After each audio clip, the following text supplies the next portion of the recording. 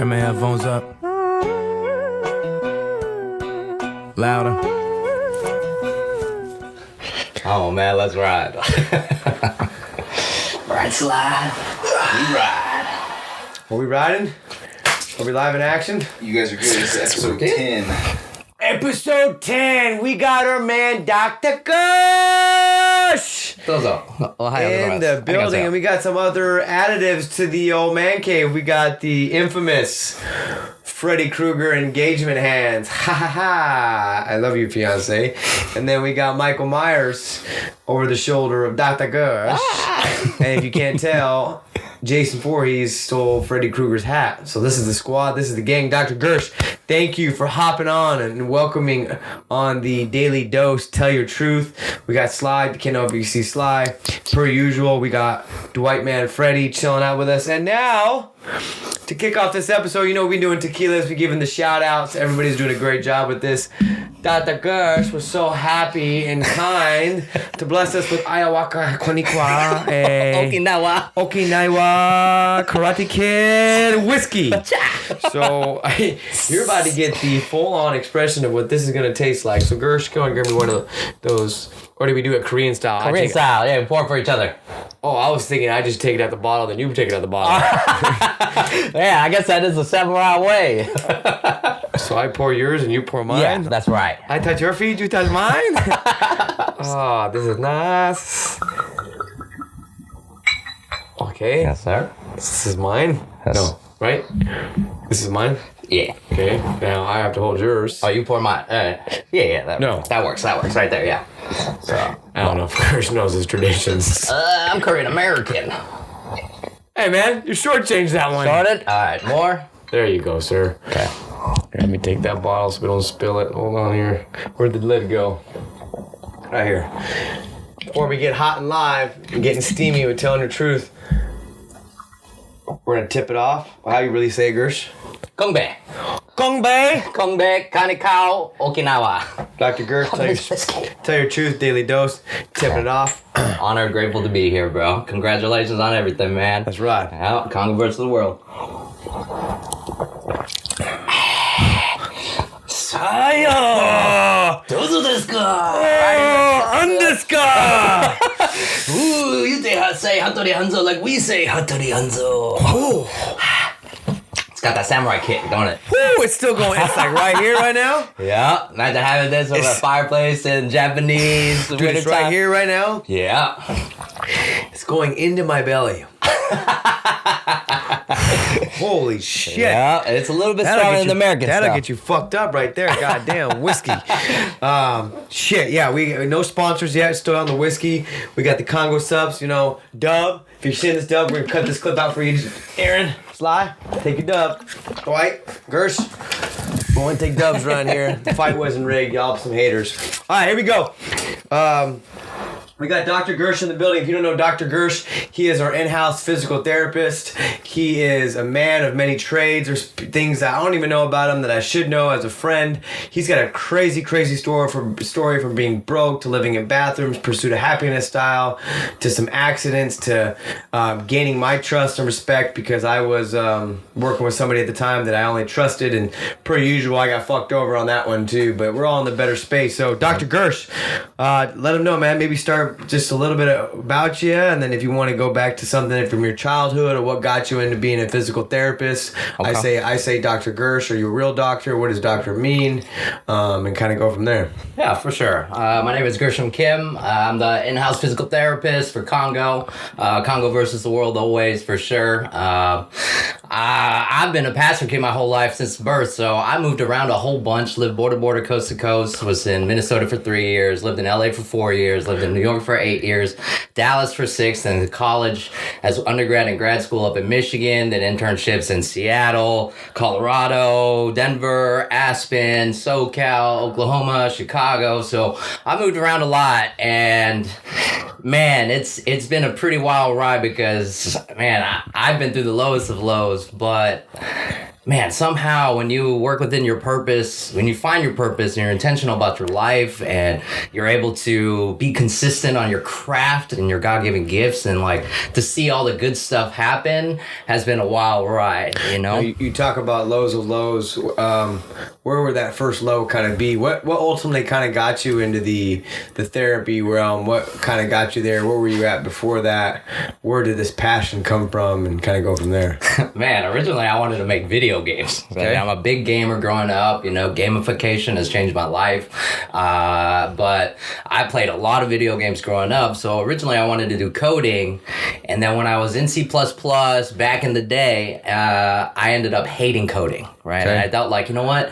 I need to be a good Asian and maybe I'll be a surgeon. You know, doctor, lawyer, engineer is one of those threes that you're a really amazing Asian, you know, child. So, you know, I thought I'd be a good Asian, went to surgery. My first one was a total hip replacement. And as they were sawing and hammering, I realized, man, this is not for me. You were just observing, right? I was just observing. Okay. I was trying to help out anyway, gain experience. Don't do that. Hey, no lick. No lick. Slide. Thank you. But, yeah, so there was a physical therapist there who was watching the surgery to do the rehab afterwards while that person was in the hospital. So I asked him, hey, can I observe you and see what you do?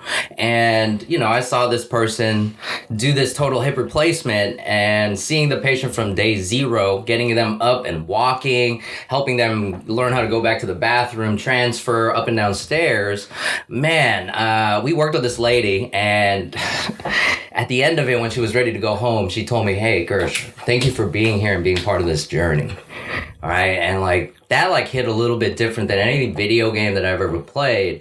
And I realized, you know what? I could do PT for the next 30, 40 years. How old were you? I was right around 19, 20. And you were in school at the time? Yeah, I was in undergrad, correct. Were you undergrad where? Yeah, I was undergrad at Andrews University. It's a small little school in the southwest part of the lower Mitten. So I'm like right here next to like South Bend, Indiana, where Notre Dame is at. That's kind of my home library. Touchdown Jesus, you know, go Dame.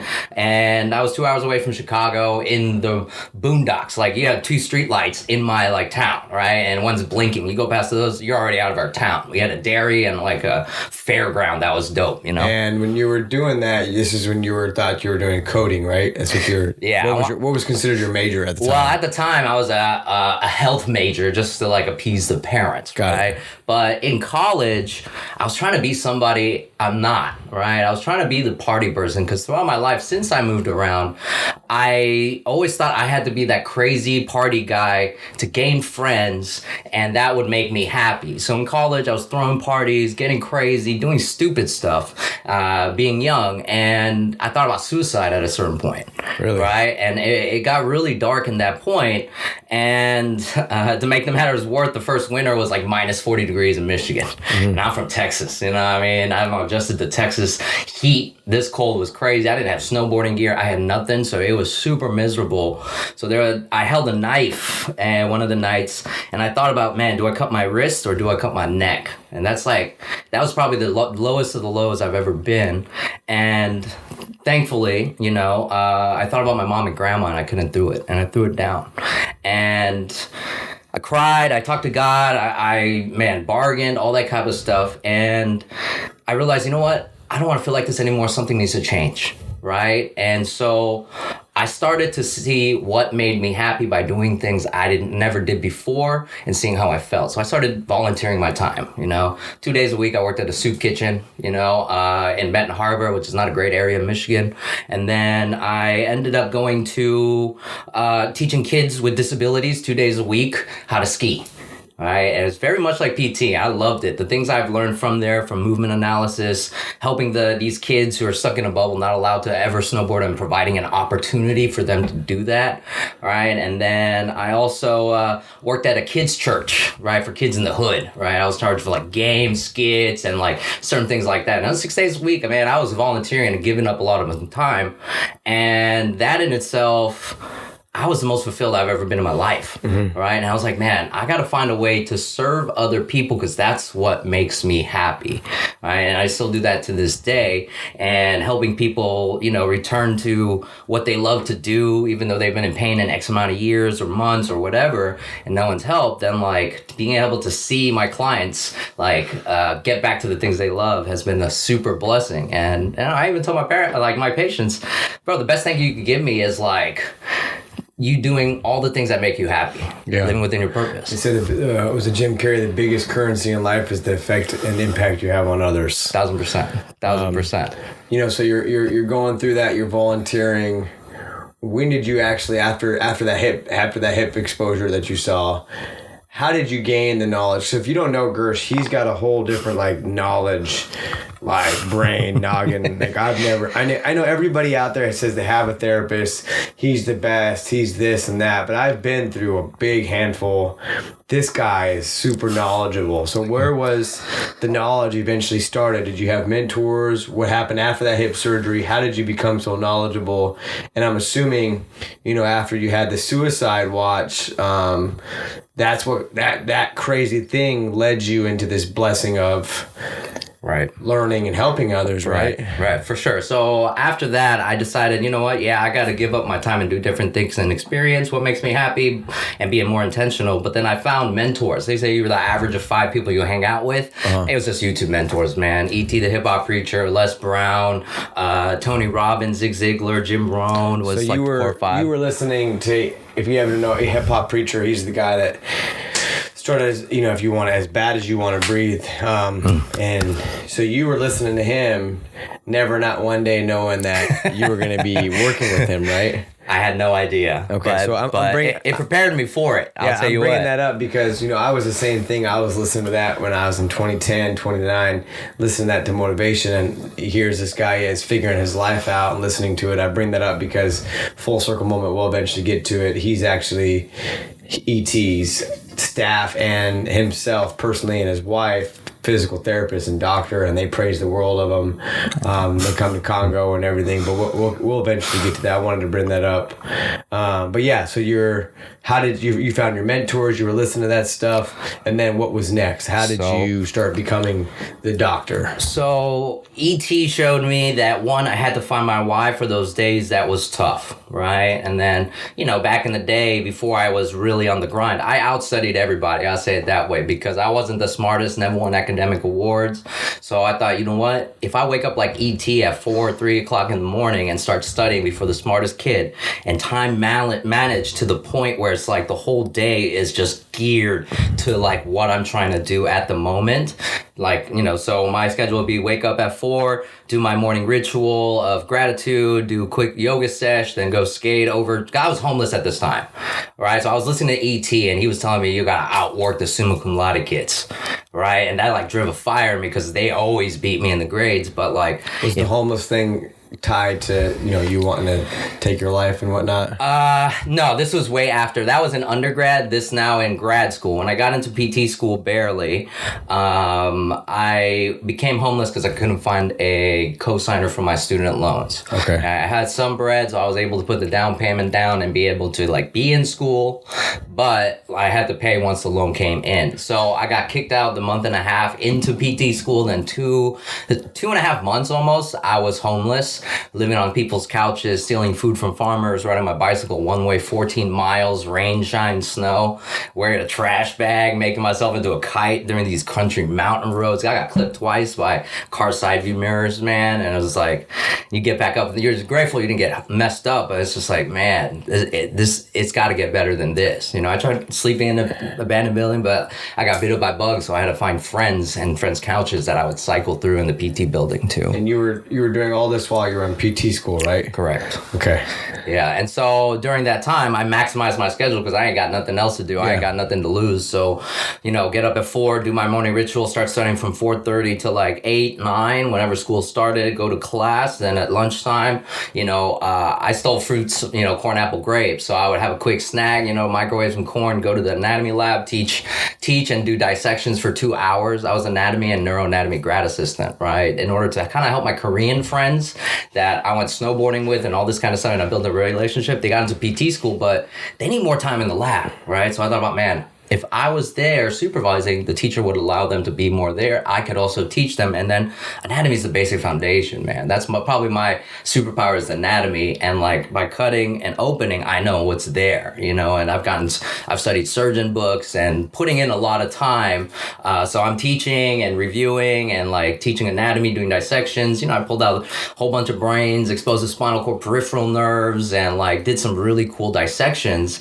And then I'd go back for my lunch, you know, PT school stuff. Then at night, eat some more fruits and corn, and then I would go straight to studying until like 1 or 2, and then I would fall asleep. And then, of course, that was the era of ETs. No alarm clock needed. My passion wakes me up, and so I did not have an alarm clock. I had one set, but I would always beat it, right? Because I was just like, man, it's got to get better than this. And then the 3 things I always thought about when I was down was like, man, what would it mean for my mom and grandma if I become the first doctor in my family? Right. And then 2, like 1 piece of information is going to change my patient's life forever. So it's like my duty to study everything. I was reading stuff that like PTs would never look at, you know? Were you ever like, I'm tired of this? Or was it you were being fueled by, I've got to do this? And it was like this matrix of all feeding into your, you know, learning ability. It's kind of both for sure. Because like my third last why that when I was struggling was like, what would it mean for me if I continued to work hard and I was able to achieve every single thing that I've always desired and wanted, you know? But of course, you know, I'm maximizing my time, putting it all to PT school for that month. And then, you know, in Friday, Saturday, Sunday, while my homies and classmates are partying Friday, Saturday, Sunday, I'm at Notre Dame Library basement in Touchdown Jesus that, you know, I worked my way up because I have ADHD and I found the French European way of how they treat it. I was able to train my ability to focus up to like 16 to 18 hours. So Friday, Saturday, Sunday, while my homies were partying, I was in that basement library, no cell phone service. I didn't go to school there, no internet. And it was just me and the books and my recorded lectures. My secret sauce is like 3 times listen to the lecture, 3 times notes, read the textbook 3 times, and then I'm rewriting lists 10 times. Right? If I do that, I will get A-, right? And then if I teach it, then I can get that A+. That's funny. I was just about to ask. So were you actually, when you were putting these hours in, you were seeing the results? Man, I've never gotten A's in my entire life until grad school. Damn. I was a B, C student. You know, I got some occasional A's if I, you know, had some help here and there, you know what I mean? And so, yeah, it was pretty wild, man, in that aspect. So I really had to put in that time. But, you know, in the writtens, I had a guy that in my class had photographic memory. Right? It's like, man, I love the guy, and you know, he's a great human being, but like, I hated he could do that. Yeah. But me and him were always at the top with another homie of ours. They called us the 3 Kings because we would always get the top 3 grades. And for me to put in that work and then be up there with this kid who has the best photographic memory and then another kid who had the best short-term memory I've ever seen in my life, for me to be there with them competing, man, it was pretty wild because, again, I've never won any type of academic awards. Never had the great grades. My sister is the genius one in our family, you know what I mean? So for me to be able to compete, and then after all of that, I got actually Outstanding Student of the Year from all of the PT schools in Michigan because of my hard work, my dedication. I'm still volunteering, you know, doing the ski stuff, and then you know, soup kitchen once a week, and then, you know, continue to teach and put in my time like that. So they gave me the award, and that my mom hasn't posted that because she's so proud because she knows I'm not that guy, right? Yeah. And so that outwork, and that's where it's like ET's mindset and the hard work and ethic it took me to outwork the smart kids really helped me out, be able to achieve that. And then of course you're stacking 40 to 60 hours every weekend for 4 years. I mean, it's going to separate you from the pack, right? For sure. And even now today, I read 30 minutes to an hour of PT related and personal development. Those things are like crucial in my development as a human being and for like who I am as like the best self, you know, and then putting in the work like, you know, like you guys do with the workout and like moving your body on top of the mind has been like a game changer for me, you know what I mean? So you did that, you got this top student in the world, you got your degree then, right? Yeah, I got my doctorate of physical therapy. Doctorate in physical therapy at Andrews University. At Andrews University in Michigan. In Michigan, correct. Okay, so you got your doctorate. What's next for Dr. Gersh? Or Kim Gersh right now? So I ended up going back to Texas. Okay. And I was working at developmental delay with children, Medicare, Medicaid, low-income families, home health style. So I'm going to see kids with disabilities and helping them develop in their milestones. You know, I had kids that were 14, couldn't sit up. Right, but you make them do 100, sit-ups, you do 100 leg presses every single time you go there, maybe 200, right? And you get them to do balance stuff and different therapy games, where it's like almost me just pushing them over, but like you challenge them at the level that they're at, and that in itself, I've seen kids be able to start jumping single leg on trampolines, even though they couldn't sit at 14, 15. You know what I mean? Like that stuff was really dope. And some of these kids, I was there for 6 years with them to see that journey and things like that, making a lot of bread. Then, how old were you here? I was 28, probably. So you're 28 and you're finally making money and changing people's lives already. Okay. I was outworking everybody because I was still in that ET mindset, but of course, there needs to be a balance. Okay. I was overworking. Most home health therapists are seeing like 20 to 30 visits a week. I'm seeing 60 to 70. Wow. When I asked for a 6-figure after that first year, because I'm putting up the numbers, they couldn't say no to a 6-figure salary right off the rip. And PTs, first year out, they don't make 6 figures. 75 to like 90 or some shit, right? Probably. Well, originally I started... At the time, maybe lower than that, huh? Yeah, well, home health, back then, I was getting paid fat, right? And so I was just stacking the hours and the visits, which then per visit, you get X amount of dollars. Yeah. And so, back then it was a lot, but once I got that salary, it didn't matter what I saw. I could see 15, I would still get 6-figure amount versus the time that I was already spending in. And that's very uncommon, but I was outworking everybody. Yeah. But my work-life balance was trash. Okay. I had zero chill, 7 days a week. Holidays is the best time to work because all the kids are not in school, right? And so I could just crank out a good 15 visits, which each one, if it's almost $150 to 120, man, that adds up quick, right? And so I was able to kind of stack all that, but that was all that burned me out. Okay. Right. And so I was about to move to Colorado. That didn't happen. And I was engaged at the time. That didn't work out. And during that, I had to learn that I didn't know any of that right there. Okay. Yeah. I was engaged for a change of 9 years. And I was dating her for 2 years engagement. And then I was about to move to Colorado Springs in Manitou Heights,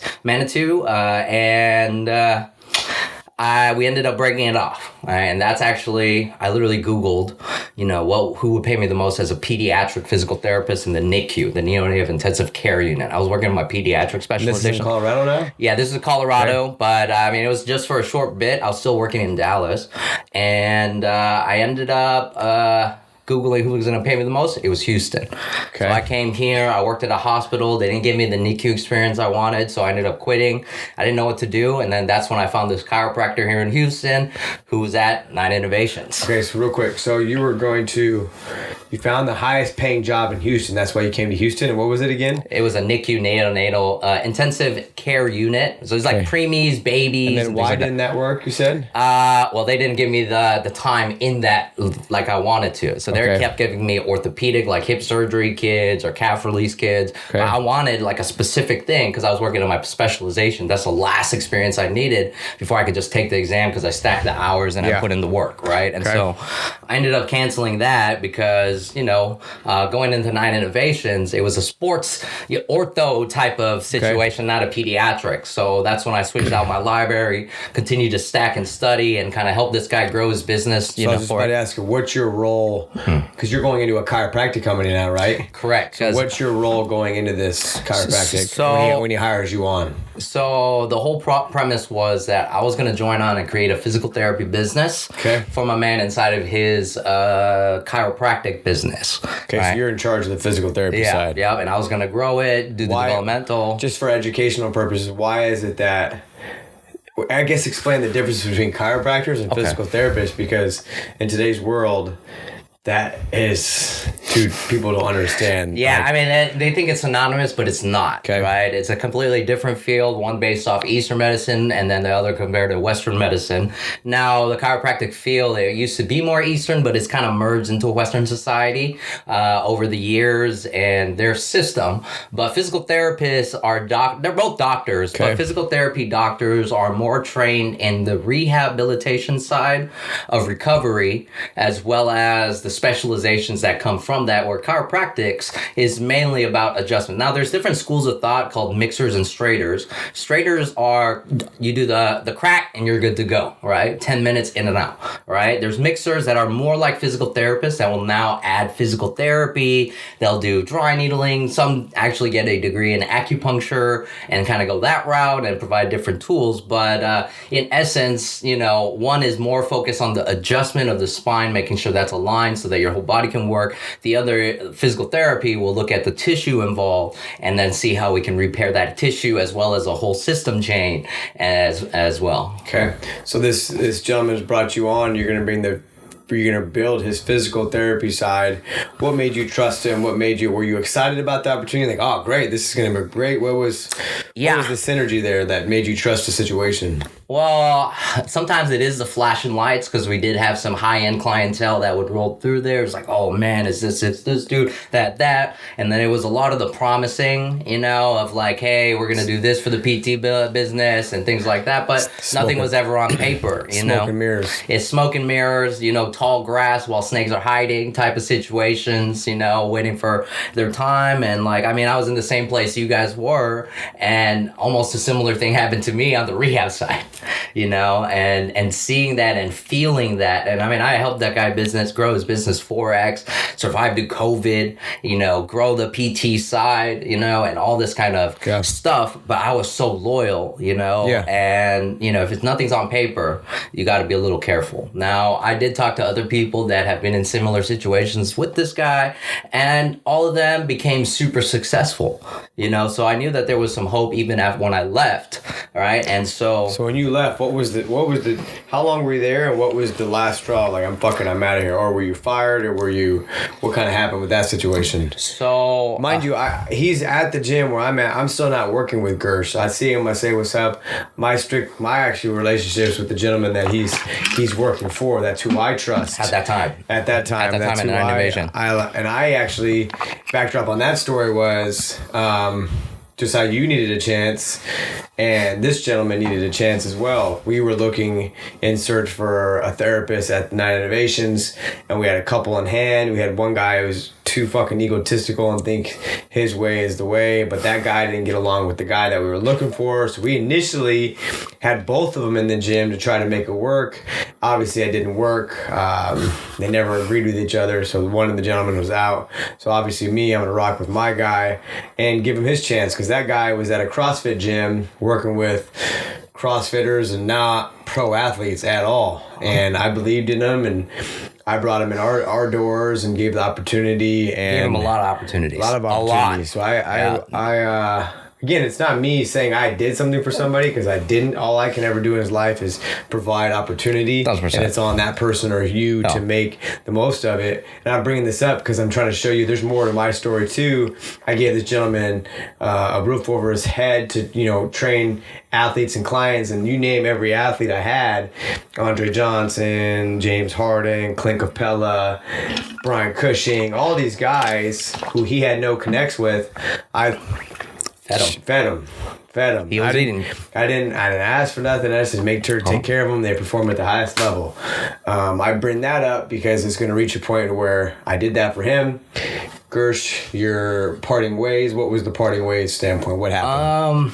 I mean, the final straw was really after 3.5 years of working for him and growing his business. Originally, we agreed upon, well, he wanted to give me 100% of whatever the PT side made. Okay. And I said, that's unfair. Let me give you 30 to 35% to cover overhead and then me utilizing your resources. And he said, cool, right? 3.5 years later, nothing happened. And then I find out that my man was getting paid out by certain lawyers in the PI side of the physical therapy program, which is personal injury stuff. And so when I confronted him about that, he said, no, I would never pay you that. I would give you 5% is what I remember. And I was just like, man, that gut-rending feeling of like, my man just used me for 3.5 years, and like I feel like an idiot. My dad told me this guy's a scam artist, and I was like, nah, I believe in this guy. This guy's a good dude, you know. But towards the end, there was certain characteristic things about my man that didn't make sense, you know. So when I was leaving, I was fuming, right, about what he said that, and so I was ready to like call the chiropractic board, the PT board, IRS, all this stuff, like, and I actually talked to Toby Wigway, and he said, no.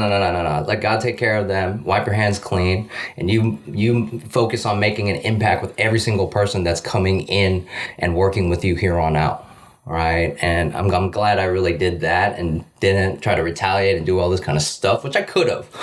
I had a lot of proof, but you know what? It actually turned out for the best. You know, my business got a lot more successful. Even after the first month, it kind of surprised me that. So where is the business at after you depart? Because I want people to understand. So he's going through that. He was talking about character traits.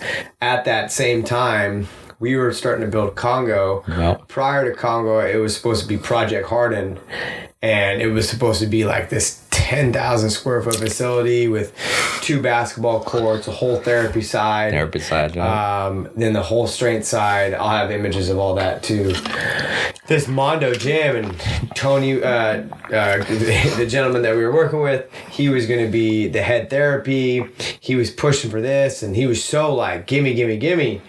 And obviously that idea didn't work out. The project was just too big, but we revamped it a little bit. And then where Congo is at now, he was actually going to be a part of that space. Oh. And as he was going back and forth, he was basically playing 2 sides. He had Harden there, and then he knew that Harden was going to come through for us. And when he found out that Harden was going to come through for us, he tried going on the backside and negotiating a fucking business deal behind my back, who I connected him with. And that is the first time I've said that. That's the fucking truth. It is what it is. The dude is a horrible business person, and he likes fucking people over. But you know what? Guys like Gersh and me were the last motherfuckers to get fucked over, and thank you, by the grace of God, none of those things worked out, and then that is how I found you, right? So you were literally in that depression. Yeah, I was literally leaving, and then Taj is one. He reached out to me. You know? So go ahead. Taj reached out to you. And he was just like, hey, man, I need some therapy. Can you come to my place? And we got fucked by that guy. Yeah, my guy that I was working for. We right? come to find out he opened up a studio right up the street and didn't even tell us. We found out on Instagram. I'm like, what the fuck is this? I thought this was the guy. I thought he was supposed to be our therapist in Cairo at the gym. And I have not spoken with that gentleman since then. And for somebody that has give, I don't care what you do with your life. You don't have to join us. I don't care. All it is about, hey, man, it's not going to work out. I got some things on the other side. I'm going to go ahead and do that. I'm going to support you guys the best way I can. That's cool. I'm not asking on my knees for you to, please stay with me, please. It's fucking being a man and looking somebody in the fucking eyes and letting them know this is what's going on. So again, I was pushed, okay? I was pushed, and now this gentleman was pushed, and that was somebody I deeply trusted because I never worked with anybody, and for me to refer high-profile athletes, that means I'm going to trust this guy quite a bit. And then when I come to find out even more is, again, we're getting back to character, right? Yeah. You saw some things. I finally started seeing some things. This man ripped off one of my buddies in LA, sports rehab place, copied it verbatim. And I'm getting pissed because I'm good ties with this gentleman in LA, and I'm seeing it. I'm like, dude, this looks just like the branding, and just like all he did was change the colors. So then I'm getting hit up by this guy. And I have respect for him in LA, and I gotta be real with him. I say, hey man, I am not associated with this gentleman. I have nothing to do with him. Whatever he portrays, sells, I'm not with it. But what he's doing, I don't agree with, so please don't get me involved, because I had to clear my name. He appreciated it because I have ties to LA too, so I'm sending him things. So anyways, shitty person, shitty businessman, fuck him, we're on. You met Taj, and What happened? Well, I mean, just before we go there, like, man, it's crazy how God, Allah, or Mother Gaia, whatever you believe in, and how everything works, because I would have been involved in certain things that, because of that situation and things like that, it literally got me out of there at the perfect timing that I wouldn't have been involved in that. And then, of course, Taj hits me up, after you guys found out, he just found a place down the street. It's like, hey, we got the space for you. Do you guys want to do that? And I was like, in the process of debating, like, do I go somewhere? Right now is the best time. I could just dip out and go to Seattle if I want to, right? Because it's gonna work out, and switch it up. And then I really thought about it and what I could do. And because of my time with the chiropractor, using his place as my lab, and seeing proof of concept, and like, how did I want to do it my way, my authentic, true self way, the Gersh method, right? And I was able to kind of start and talk with Taj, where he asked me, hey man, you want to join up with us? And so, best decision of my life, low key. And so I'm mad, always grateful and honored. If you ask me how's up every day, I say, what? Blessed and grateful every single day. Right? Because I'm with you guys, and like, I mean, one, you guys are super transparent, unlike this other guy that I was just with, right? You guys, the way that you guys do things is literally rocks with me from like when I was homeless, and like on my level up of waking up stupid early and outworking the smart kids, and creating the life you want to live. I mean, nowadays I would never have, if 10 years ago, if you told me, it's my 11-year anniversary of me becoming a PT. Right? And so 11 years ago when I graduated and I was starting to work, I would have never thought, one, like I'd be doing the things that I'm doing now with the people I'm doing it with, at the level I'm doing it, with the people I care about the most. And now I can go on these amazing adventures and experience life, sometimes for free, which is crazy. You know what we call that, man? Call that taking dubs. That's true. Taking dubs, man. Taking dubs. But it has been because I've been rocking with you guys. I mean, I didn't ever worked out until I came to Congo in my entire life. So that's what I was about to get to. So I was actually one of your biggest critics. So Taj and Jen were living in their apartment. This was at the time when we were about to start Congo. I was like, man, I don't even know this fucking guy.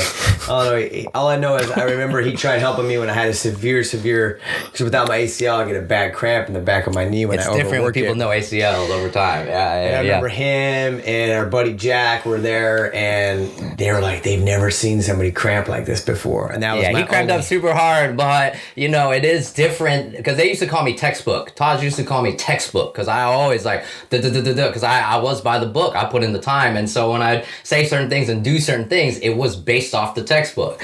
But Dose is not textbook. He's outside the textbook. He's real. You know what I mean? That knee is real. What he's doing is real. That's why he could do the things he's doing at the level he's doing it. Nobody with no ACL, if they don't do it in work like Dose is, man, they can't do half the stuff you do, a quarter of the stuff, 10% of the stuff you're doing. And I was his biggest critic, because I didn't know him like that. And Taj was like, man, you gotta just get some treatment from him. And I was dealing with that. I had a little bit of a neck issue and a back issue, just my normal problems.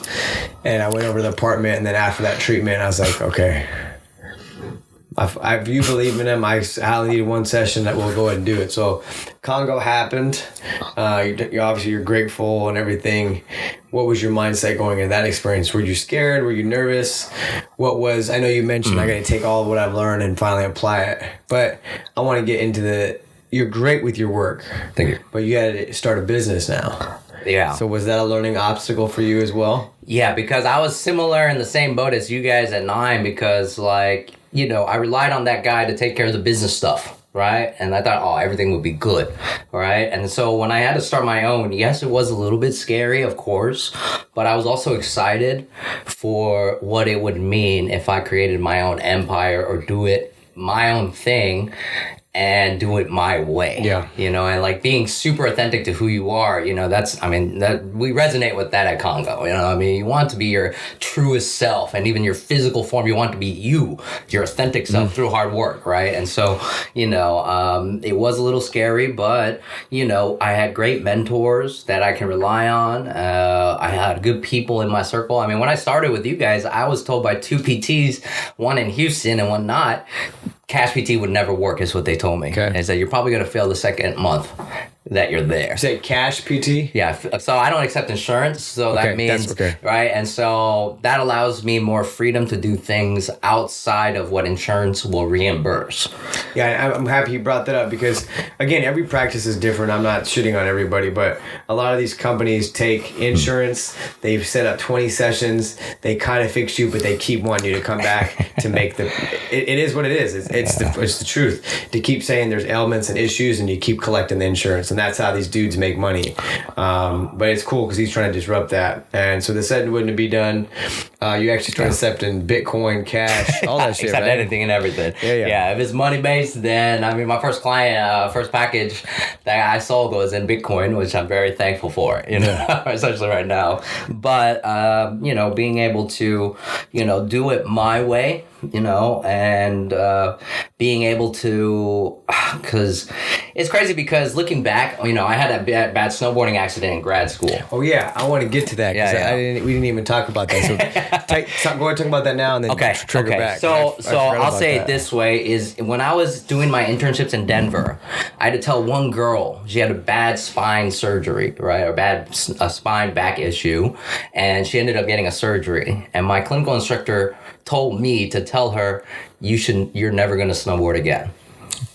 That was your job to tell her. Yeah, he made me do that. And the whole time I felt weird about it, right? And so I had to do it. I'm trying to graduate. You know, I got to do what my man says, right? And my last two internships, that was like my first internship. Then my last two internships, I was in Southern California finishing an internship, about to go to Seattle. I was snowboarding down there at Mount High, close by where my grandmother lives.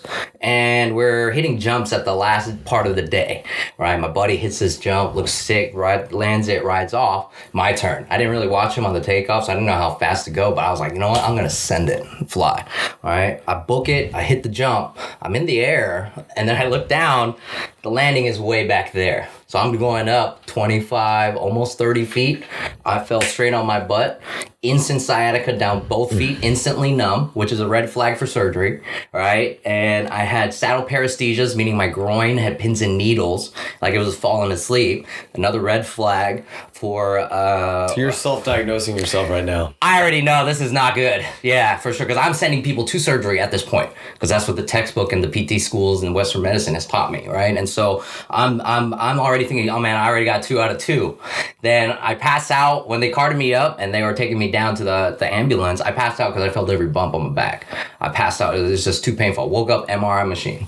They gave me a scan. I waited. 15 millimeter disc herniation, 9 millimeter, 3.5. Now I was sending, based on the textbook, 5 millimeters or more indicates fusion surgery. So I'm just like, man, I'm 3 for 3. I'm out. All right. And I'm talking to the surgeon. And there's a mountain surgeon at first. And then he straight up tells me, yeah, you need a fusion surgery.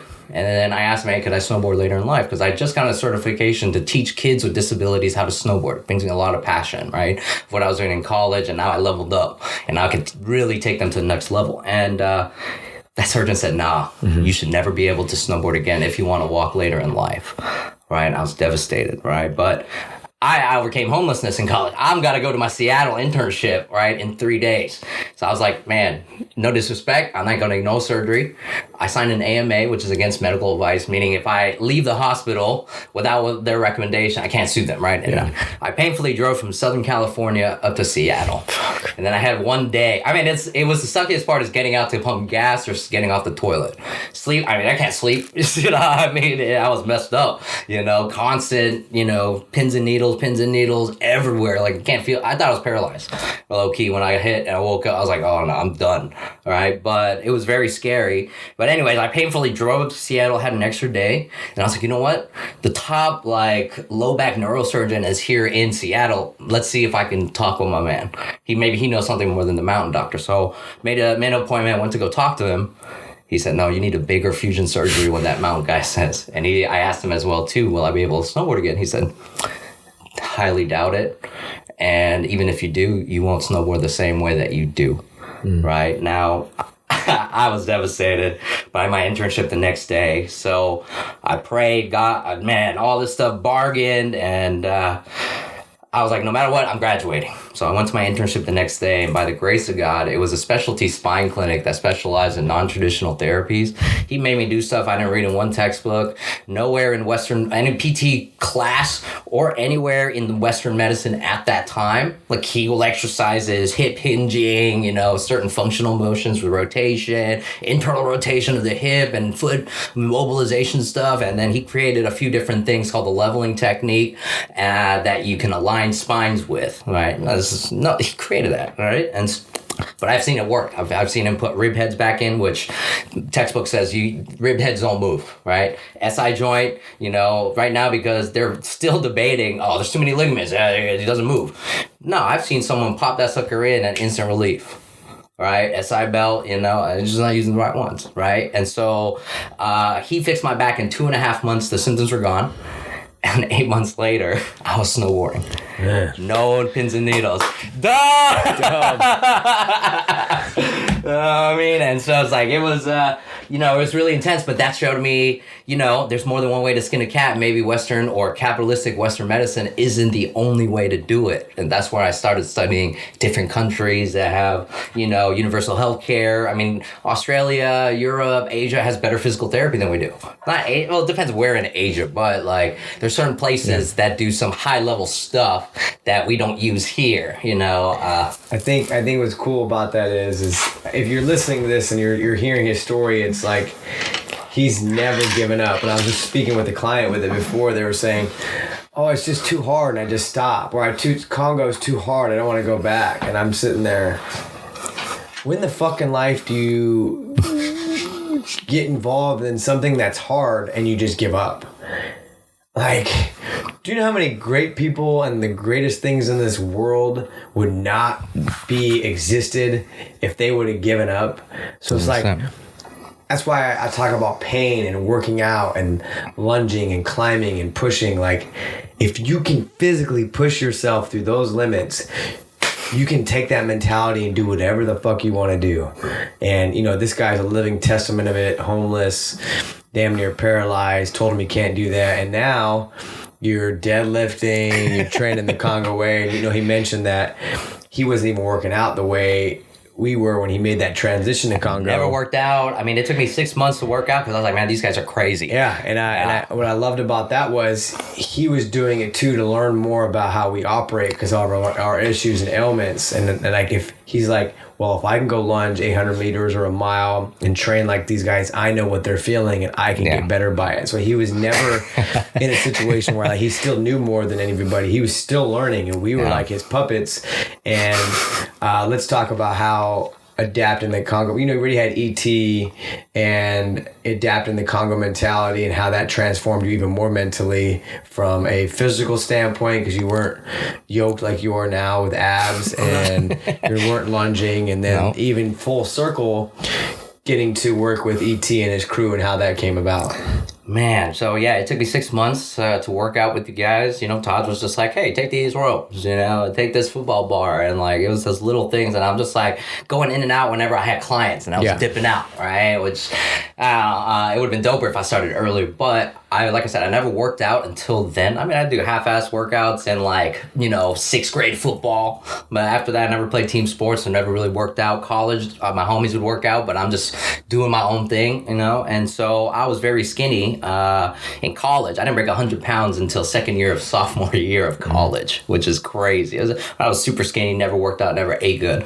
Then during COVID, right before I met you guys, I actually was 85 pounds, right? And then during COVID, I literally cut my I was eating 8 portions, serving sizes per meal, 3 to 4 times a day, no exercise, doing nothing, right? And then so I cut my diet in half, and I went outside for 2 hours to sweat as much as I can in the middle of COVID, wearing my snowboarding mask because it's, it's dangerous out there, outside, right? And I'm wearing long sleeve, everything, just skating, running, doing whatever. And then I got myself down to 120, right? Just do that.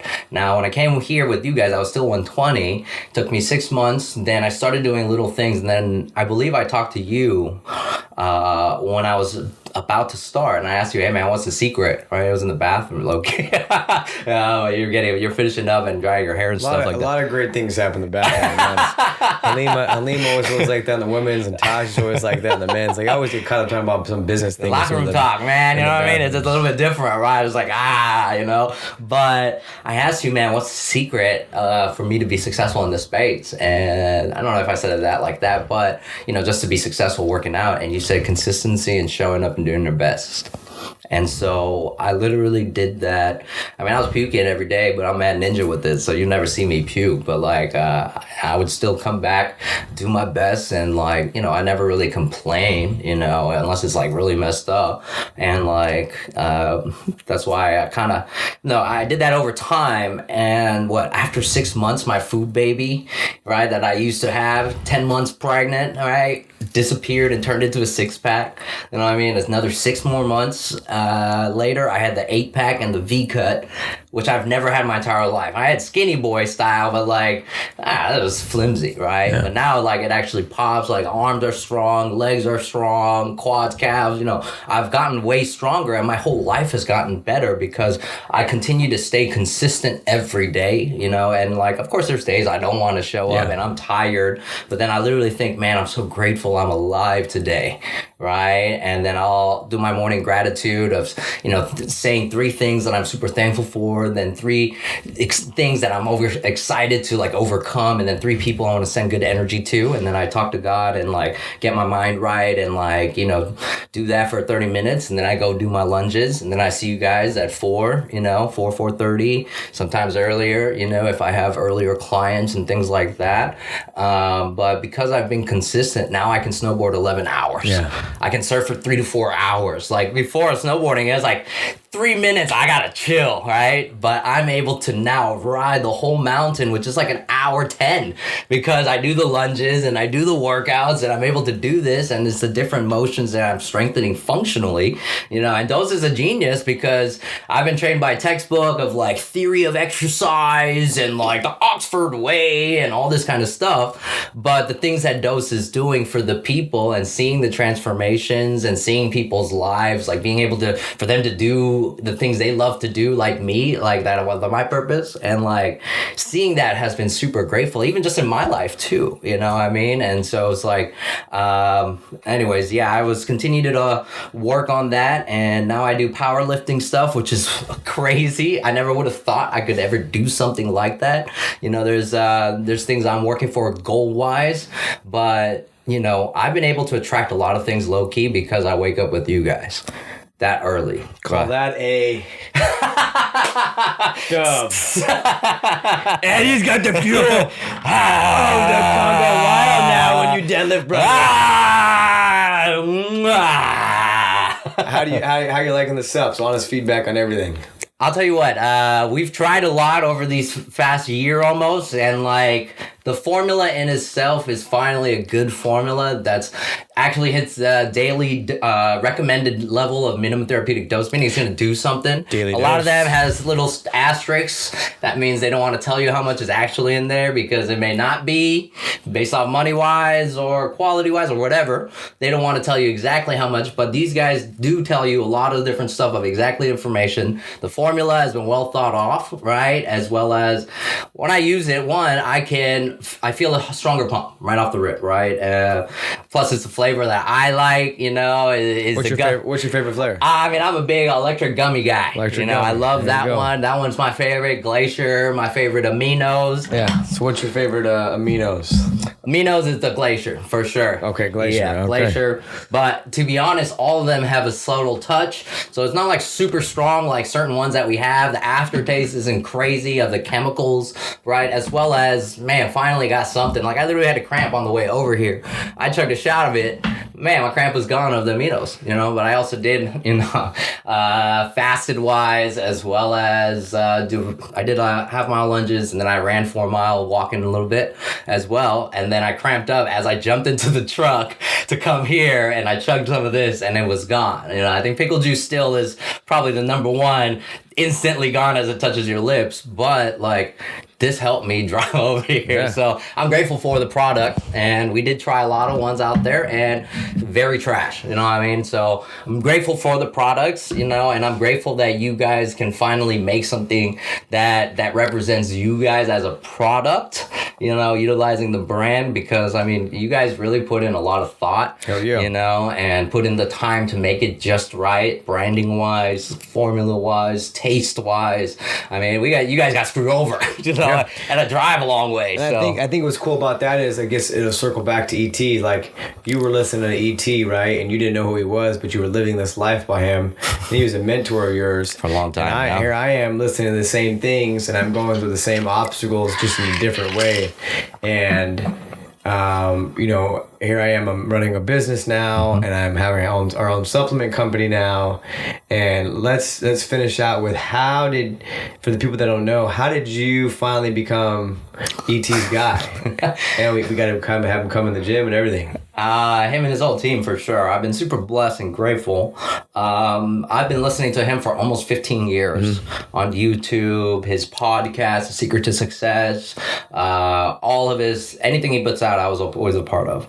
Then, of course, I met Toby here in Houston. Okay. He was when I was working with the chiropractor, he worked in a gym up in Humble, and that's where Toby used to train when he was trying to get into NFL, college, all that kind of stuff. I made your ass, Toby. You didn't make it. Stick to your music. He's doing way better now. So, it's a blessing. You know what I mean? Just like me breaking off my relationship coming to Houston, it was a lesson and a blessing. It's crazy because the year after Toby had his injury, a surgeon found a way to fix that surgery or the injury that he had. Mm-hmm. And I've met players in the league that was able to return because of that surgery. And Toby was the year right before. Right. And so, but anyways, I met him, and then I started showing up to all of ET's events. I was like, man, how can I crank it up and just be around that kind of information in person? Yeah. Right. I believe that when you are around certain people, your energy can attune based off both of y'all. Right. Yeah. And so if I'm around like-minded individuals for personal development, which, I've been going to Les Brown conferences and all these personal development things, spending bread. Right. And they'd always sell you something and that kind of stuff. But I showed up to ET's event. First time, I bought the regular general admission. He didn't sell me one thing. Mm-hmm. And it was actually about personal development. And he was doing it cheap so he could help everybody, not just to do it to make bread. I signed up for a 15K Tony Robbins event, for 1 week, less than that. It was 6 days. All right. And it was great. Don't get me wrong. I love Tony Robbins. He changed my life, awakening the giant within and all that kind of stuff. But with ET, I just started showing up, and then of course I'm backstage working on Toby for his concerts, and I'm meeting ET's group. Okay. I didn't meet ET until this is even crazier. This is probably the third conference I went to. I met the CEO CJ. I met Jamal King, who comes up to the gym more frequently than all of them, and I met them backstage, but I didn't meet ET. There was always something, right, that didn't allow us to meet. And really, I believe it's because I wasn't fully ready. Yeah. I wasn't ready. I wasn't all in with the Congo mindset, getting up, going super consistent, putting in that work no matter what. I wasn't doing that all in committed yet. That's why I wasn't fully ready. I had to get my mind right to get ready to meet my man, to be able to, really help him on an energy level or just my physical therapy or my way. And so pretty much I showed up to this event. I had $1,500. I spent $1,300 on a VIP ticket. I had $200 to survive. It was my birthday present to myself. I literally prayed. I was in Austin, right? I prayed, right? And I was just like, God, you got to help me with this, man. I have no bread, but I have this urge that I need to go to this event no matter what. And I spent the money. Then that was the first time in Austin I did the lunges for the first time. And I didn't progressively do it, bro. I was just like, man, I'm going to do this or I'm going to die. This is for me. This is my initiation into Congo of I got to do this no matter what, no matter how it hurts, whatever it is, I need to do a half a mile today. and it was on my birthday, right? And so I was in Austin, went there at 3:30 in the morning, and I did those lunges. I mean, I couldn't walk. I couldn't go downstairs. I slid down on my butt like a baby, crawled upstairs. I couldn't walk straight, but I did the half a mile. And anyways, that happened. I prayed, and then I was actually at the Greenway, which is like a nature trail in Austin, where service isn't that great, right? So I went through there, so the phone was off. I come out of the forest, I get a phone call from a Michigan number. It's like, Gersh, this is ET. I'm coming to Houston, right? And what's crazy is Monday comes up, right? And that's the day I scheduled. You know, I'm there super early. I prepared. I actually canceled the whole day. And then I text E, yo, I'm ready whenever you are. ET texts me, man, I was out with Toby last night till super late. I totally forgot. Right? And I was like, oh, don't worry about it. I canceled the whole day. If you want to come a little bit later, no problem. And he was like, what? You canceled the whole day for me, right? And then that was the first day he came up. And then I was talking to him because I've been researching him and like how... This is at Congo? This is at Congo. Okay. The first time ET ever came there, you know, he came to Congo. I work on him on the table, and I'm explaining a certain plan for his wife, Dee Dee, because I've been studying multiple sclerosis for a really long time. Right? Since college. My first research paper was multiple sclerosis and a certain substance and how it can help, right? And how it can almost reverse multiple sclerosis. I'm a big advocate, right? And so, anyways, I'm talking to ET about that. ET pulls out the phone and makes me talk to Dee Dee, just his wife, and then she goes, I need to go up there right now. You know, I've been having this plantar fasciitis, right, for the past like 2-3 weeks, right? And they want to put a cortisone steroid shot in. Maybe you can help. I worked on her once. That day, 95% gone. Then she came the next day for a shorter period of time. It was 100%. She hasn't had plantar fasciitis since then.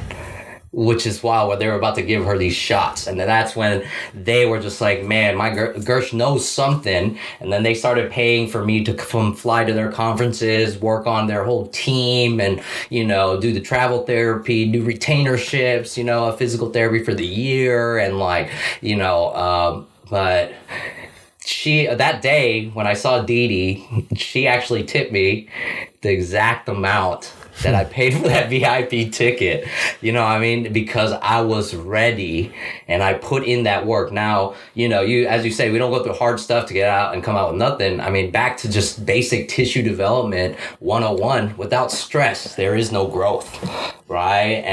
But the other part is with proper stress allows more effective growth, right? And so that's any tissue, muscle, brain, lifestyle, everything that, you know, you don't stop in hell. If you're in hell, don't stop. Keep going until you out, right? And I believe now that every good and bad thing happens for me to learn, to grow myself, to prepare, because all of my hardship really was to prepare for this and help you guys and help the family, help us grow. And really, I mean, you know, our energy matches so well that like it is scary of like how high we'll reach. Yeah, and it's crazy about that is to close it out, you know, you mentioned Tony Robbins and his thing, and I remember one of his stories was he was helping people out and he was at a diner and he didn't have X amount of money left, and this guy owed him money that he was giving him money to, and he kept putting it off, and he said, if I give and I'm not supposed to receive anything in return, that is the definition of giving. So he gave his last dollar because he saw this lady struggling. He walked his way home, and when he walked home, there was the check from the guy that he needed. So when you said that, I'm that's the definition of going through hell, pushing through, betting on yourself, having a faith and destiny, and like, this is what I'm supposed to do. And full circle moment for me, here I am listening to E.T., and now E.T.'s Gersh's guy, and he was in the gym one day, and I'm not like that picture guy. I was like, Gersh, I'd love to meet him, just say what's up, keep it real simple with him. And he introduced me to him, and I told him I just all I said is that E.T., I'm a huge fan. I listen to your videos. You probably get this all the time. I've listened to your videos through college. You got me through college, and I did like this. I said, this is where 4 a.m. happens. And he said he got chills, and he talked about it. We got a picture, and it's just cool to see like he's all the way in Michigan. Where were you when all that was going on when you listened to the story? Indiana? I was in Michigan. I was in college in Michigan. He was in Michigan. I was in Wyoming, and there was two listening and watching a video as bad as you want to breathe. And here we are, got our own supplements. He's got his own business, and we're taking dubs left and right. With that being said, man, Gersh, hell of a story. Hi, man. Honored and grateful to be here. Thank you for all you've done, your platform, your leadership, as well as even showing us the way. Without you, this would never be impossible. Your energy is what really allows us to be at the level that we are. You're consistent. I don't know anybody that's more consistent than this guy, or hardworking, low key, you know, and that's why I never complain and I show up and do my best, because you're there first, you know what I mean? And so we're really grateful and honored and thankful that you do what you do, and I continue to pray for all your success, happiness, and peace, that you may be able to continue to change the world one person at a time, because I've seen people change their whole entire life because they met you and our family. That's some deep ass shit, you know right what there. I mean? That's nothing but love. Nothing but love, man. Honored and grateful to always be here and help you guys. But yeah, man, the Congo way, Congo versus the world, it's a real thing, and we're going big to celebrate. You know, put some of that in here. Hold on, let me put some of that in there. Yeah, here you go. I'm giving some more. Sorry, that's a bad. I gave myself one way too bad. So, closing out. You want something as bad as you want it. You think about it as bad as you want to breathe. And the other side of pain, there's something great. Yep. And just know there's going to be snakes. There's going to be people that are trying to stop you from your blessings. But those stoppages are actually the gateway to openings and blessings. All of us are who we are because of our bad things. And the podcast here is to talk about your truth, talk about those bad things, and pursuing for greatness. I think in today's world, we need more people and more stories like this talking about greatness and going after your dreams. And I hear it more and more, and I'm all about manifestation and like I'm doing it. We have a business with our family. We have our own supplement company. We have people that we trust, and we're going after so much more. And like, we are not satisfied. It does not exist in this bloodline. And I praise you, Gersh, because you know your story's cool to finally actually hear it and know it. Dude could have been paralyzed. Dude could have been homeless. He had 2 ways to go. He could have went this way. He could have went that way. He chose to come the Congo way. So, Gersh, a setback is a setup for a comeback, man. Thank you, my dog. I appreciate you. The best in the biz. Honored. Congo versus the world. We're going to take the shot. Taking dubs. Congo sups. What was the whiskey again? Konakaga, Okinawa. Arigatou gozaimasu. Come back. And... Oh, どうぞですか。ありがとう。なんですか。どうですか。ありがとう。 If you're not down with that, we just got 2 words for you. Daily Dose, tell your truth. Like, subscribe, share, follow him, follow us. Let's keep building this thing. Next guest, special edition, maybe holiday weekend. Aaron, we appreciate you. Thank you so much. All love. Slide. Love Congo you. out. Peace. Turn my headphones up. Louder.